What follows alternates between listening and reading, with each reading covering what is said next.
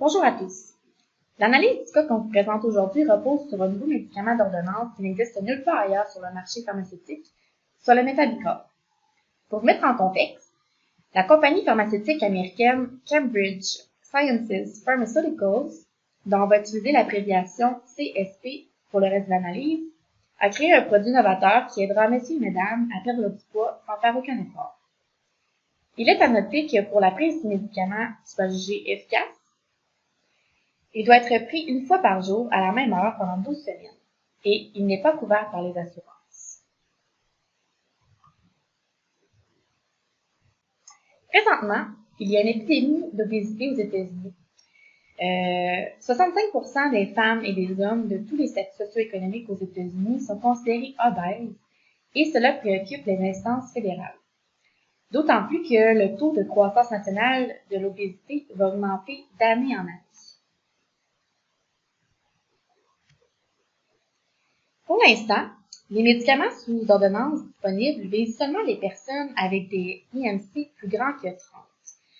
Au niveau médical, on est considéré obèse lorsqu'on dépasse cette valeur. Pour les gens souffrant d'embonpoint, qui veulent perdre un peu de poids, ils n'ont pas accès à ces médicaments. Parce que le rapport entre les bénéfices de perte de poids et les effets secondaires n'est pas avantageux. Donc, ils sont donc pris avec des options peu attrayantes, comme celle de bien manger et faire de l'exercice, ou encore d'acheter des produits naturels aux vertus douteuses. Donc, Methadicol est le produit qui va répondre à cette clientèle.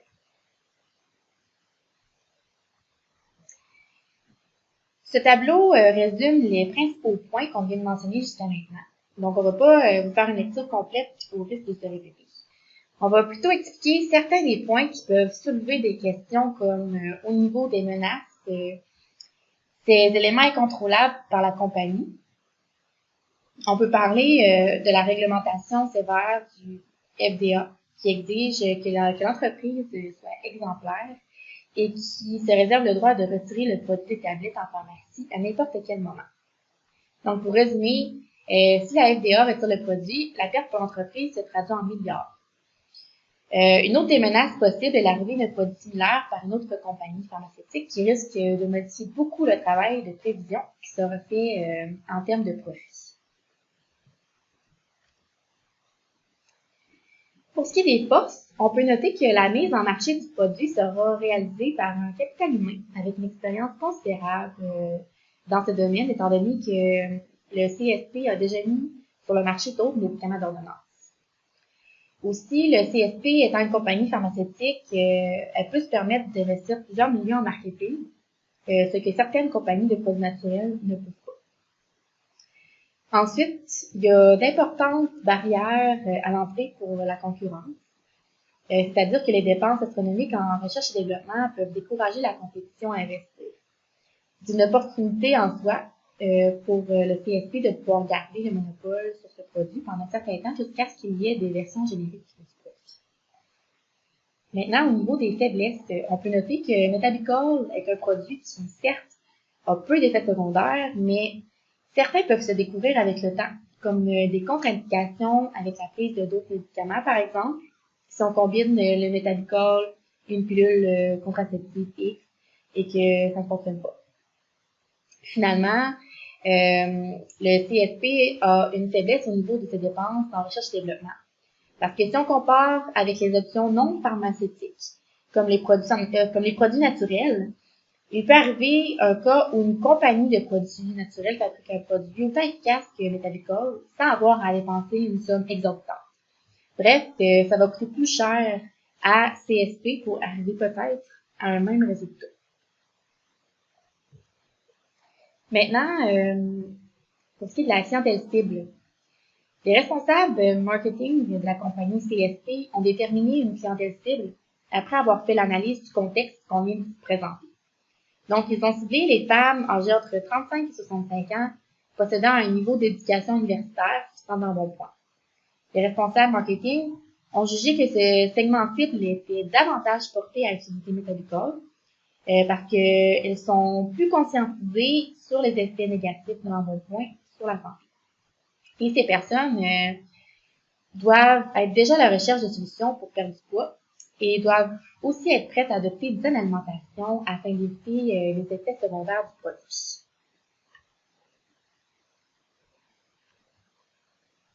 Maintenant, pour ce qui est du problème à résoudre. Le cas proposé nous met dans la peau de la directrice du marketing de CSP, Madame Barbara Printup. En fait, elle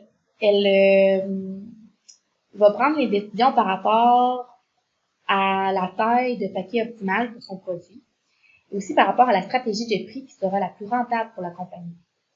On doit donc essayer de trouver la stratégie qui permettra d'atteindre un retour sur l'investissement de minimum 5% sur une base de 5 ans. Donc, pour ce faire, on a 3 modèles de prévision de la demande et 3 stratégies de fixation de prix qui seront présentées dans le cas. Et nous devons nous positionner sur la combinaison qui permettra d'atteindre ce 5%.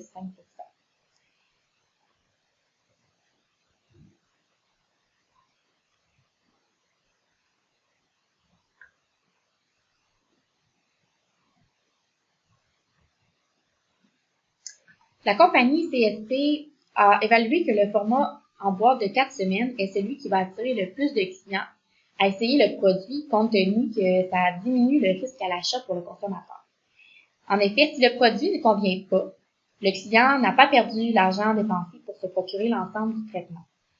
Aussi, la clientèle ciblée, soit les femmes, sont déjà habituées avec le format de présentation du produit qui est similaire à celui de la pilule contraceptive. Ensuite, l'analyse pour déterminer le prix, en fait, est basée sur des paquets qui contiennent les comprimés pour 4 semaines de traitement parce que les prévisions énoncées dans le cas sont basées sur ce type d'emballage. Les données pour un emballage de 12 semaines ne sont pas disponibles. Et puis, on rappelle en fait que 12 semaines, c'est la durée optimale suggérée pour atteindre le résultat escompté. Pour amorcer l'analyse du cas, nous avons décidé d'évaluer la deuxième option de prix avec les 3 modèles de prévision des ventes suggérés dans le cas. À première vue, l'option numéro 2 est d'établir le prix à 125 $ pour un paquet de 4 semaines pour un prix total de 375 $ nous semblait la plus réaliste afin de maximiser la valeur créée pour le consommateur et la valeur capturée pour l'entreprise.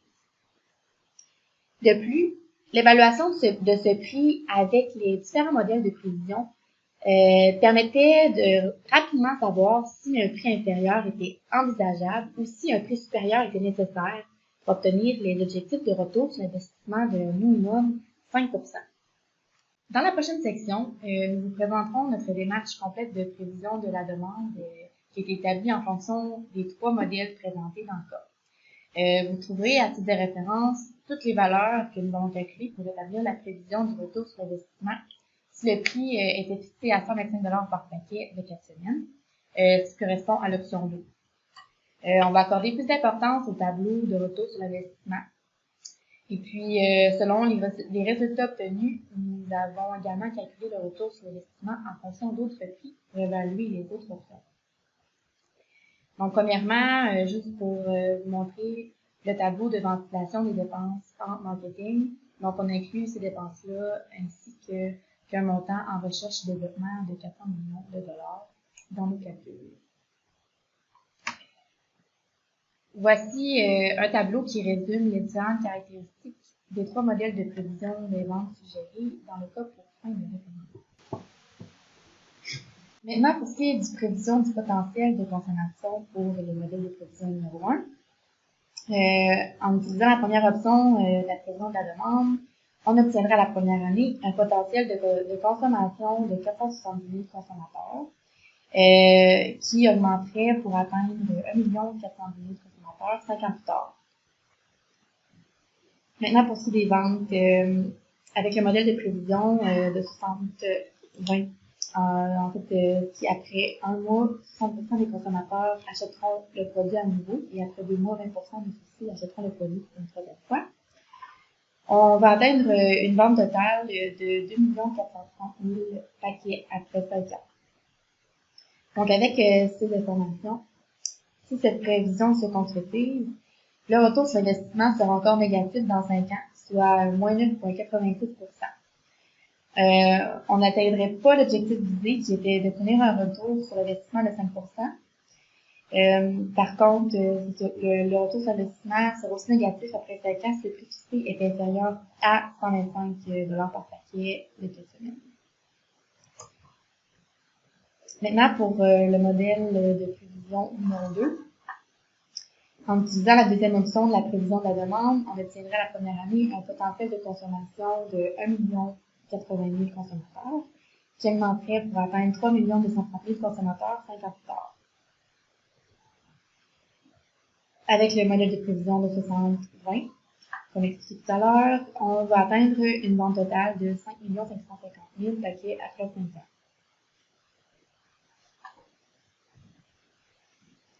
Donc, l'option de prix à retenir, puisqu'on atteint l'objectif de retour sur l'investissement de 30% au courant de la 4e année, c'est celle-ci, ce qui est relativement loin compte tenu des changements imprévisibles du marché qui pourraient survenir en cours de route.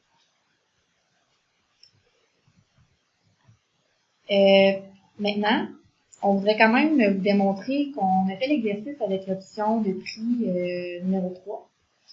Même si on sait que c'est l'option numéro 2 qui a été retenue pour faire une comparaison. Donc, si ces prévisions se réalisent, le fait d'établir le prix à 150 $ pour un paquet de 4 semaines permettrait d'obtenir un retour sur investissement de 36,7% de la 3e année. Par contre, nous considérons que ce prix est trop élevé et que la réalisation d'autant de ventes dans ce contexte est peu réaliste. En effet, il y a un sondage qui a été réalisé par la compagnie qui aurait montré que les individus qui composent la clientèle cible considéraient que ce prix était trop élevé. Maintenant, pour le modèle de prévision numéro 3. Donc, en utilisant la première option de la prévision de la demande, on obtiendrait à la première année un potentiel de consommation de 1 190 000 consommateurs qui augmenterait pour atteindre 2 150 000 consommateurs 5 ans plus tard. Pour les ventes, on va atteindre une vente totale de 3 700 000 paquets après 5 ans. Si ces prévisions se réalisent, l'objectif du retour sur l'investissement de 5% dans les 5 premières années serait atteint. Toutefois, on considère qu'il est ambitieux de viser que 30% de la clientèle cible achète le produit dans la première année, puis que 50% de la clientèle cible achète le produit après 5 ans. Maintenant, pour ce qui est de la solution proposée, comme dit tout à l'heure, le deuxième modèle de prévision des ventes nous apparaît le plus réaliste. En effet, si ces prévisions se concrétisent, la stratégie de fixation du prix à 125 $ par paquet de 4 semaines permettrait d'atteindre les objectifs de retour sur investissement au cours des 5 premières années. À noter que le retour de l'investissement est à 62% dès la 4e année. Et puis, c'est à noter que si les ventes sont inférieures à celles prévues dans le modèle numéro 2, le produit devra être vendu plus cher pour atteindre les objectifs de retour sur l'investissement. Et puis, avec un prix beaucoup plus élevé que le médicament en vente libre disponible, Metabical se positionne comme un produit de meilleure qualité, plus efficace et plus sécuritaire. De plus, le prix proposé est inférieur au coût attribuable à l'embonpoint que débourse la clientèle cible en soins et en services médicaux. Les clients peuvent retirer des bénéfices financiers à long terme. Donc, on parle de retour sur investissement personnel à ce moment-là. Et puis, le prix respecte les marges habituelles des produits pharmaceutiques acceptés par la population générale. Il faut noter que si le prix était plus élevé, certains clients pourraient ressentir un sentiment d'injustice ou avoir la perception de se faire avoir, ce qui pourrait les inciter à ne pas acheter le Metabical. Et puis, une moins grande proportion de la clientèle cible aurait les moyens d'acheter le produit. Pour ce qui est des limites de la solution choisie, il faut prendre en considération que les prédictions qui ont été faites sont basées sur les données fournies par CSP seulement. Puis on sait que ces données-là peuvent être biaisées pour l'intérêt personnel de CSP directement là, envers les ventes du produit. De plus, les prévisions de ventes croissantes ne tiennent pas compte du potentiel de saturation du marché, considérant que le méthalicol ne se doit pas nécessairement à prestation.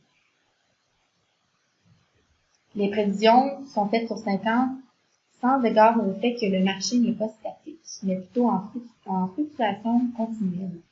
Il y a d'importants changements politiques et économiques depuis la publication des données. Par exemple, le cas a été publié en 2010, soit avant l'arrivée du Obamacare. Et puis, on sait que ce programme a permis à plusieurs personnes d'être assurées et de pouvoir consulter un médecin. Donc, pour la vente du méthalicol, ce programme va contribuer à la croissance des ventes, car pour avoir le produit, les consommateurs doivent absolument devoir rencontrer un médecin. Puis, les modèles de prévision ne tiennent pas compte de la modification du prix, parce que les prix peuvent effectivement être modifiés à la hausse ou à la baisse au fil des ans, selon la façon dont le produit peut être perçu par les consommateurs.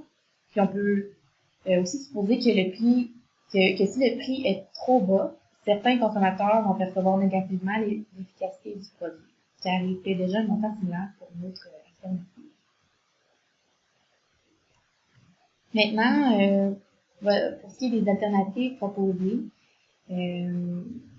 donc on peut proposer d'élargir la clientèle cible. Donc, ça veut dire de ne pas se limiter seulement aux femmes qui ont un diplôme d'études supérieures. Donc, pourquoi pas ouvrir aux hommes ou à ceux qui ont un diplôme d'études moindre.